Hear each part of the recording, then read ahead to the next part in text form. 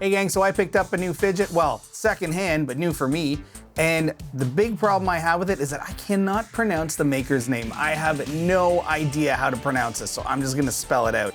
It's the JUZHEDC pop-up. This is a fidget slider that I was not impressed with at all when I saw the pictures. I looked at it, I thought, that looks kind of cheap. I don't like how it moves. I don't like how it sounds. I don't like how it looks in videos. But it came up and I bought it off of my friend Kyle and he really seemed to like it. I watched his review on it and I thought, actually, that's kind of cool.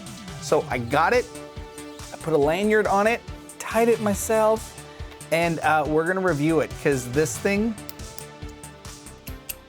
does some magic. This is actually pretty cool. It's the JUZHEDC pop-up slider. Man, I gotta figure out how to pronounce that. Anyways, let's go.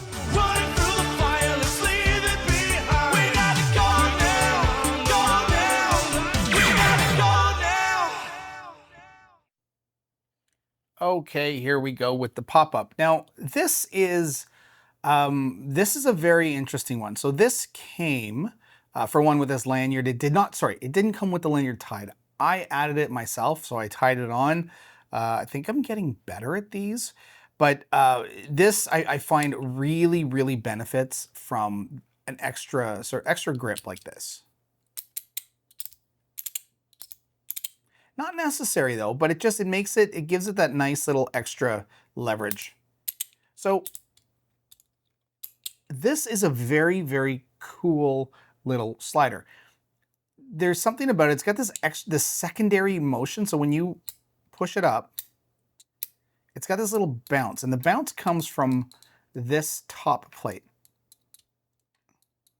So we've got a bounce here so that when you close the main section, this guy vibrates like crazy. So this works really well. Where this becomes an issue that you have to watch out for is you have to be careful not to push beyond the 3. Because this comes apart very easily, and it's happened to me multiple times. And then these little balls can go flying and you lose them. So before I lose them, let's just get those right in there. So that's a downside. I find that's unfortunate because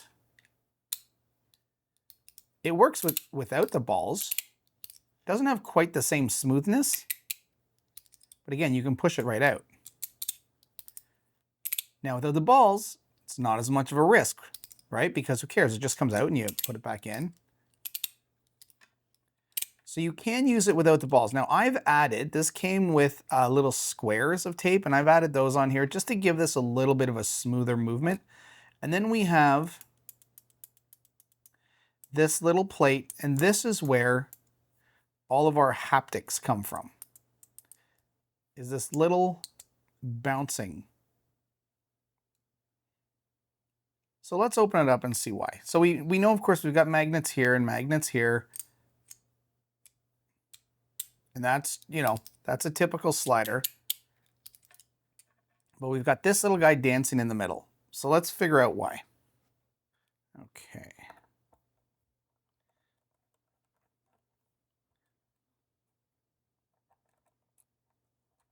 Now, I don't know if there are springs in here, if this is just running off of magnets, so I'm going to be very careful the way I open it.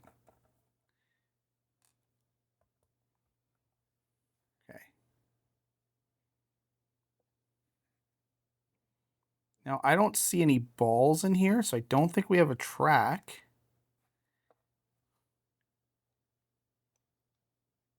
Oh, and I'm wrong. Okay. Well, God, I shouldn't speak before I open something up.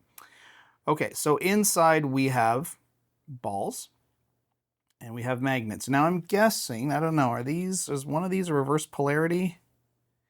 That repels, that repels, that repels. Okay, so these are all, these are an opposite polarity, I believe, to what's in here. Or actually, no, these are the same polarity because that's what attaches it.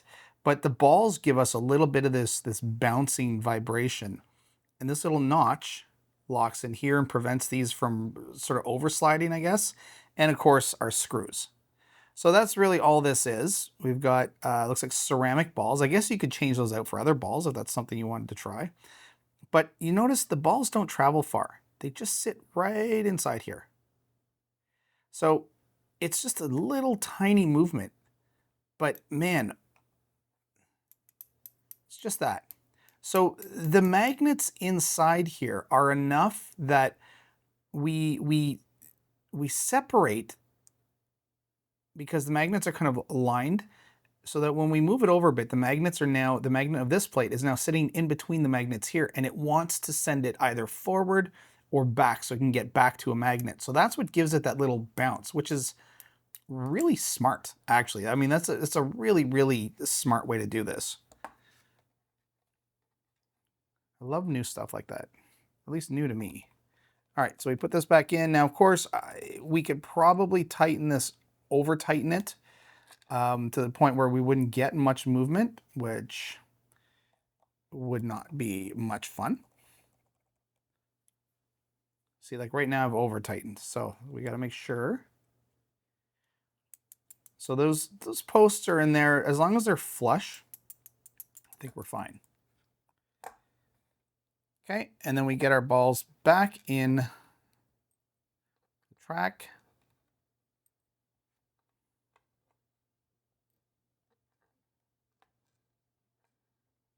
Get over here. Oh, sure. All right, so there we go.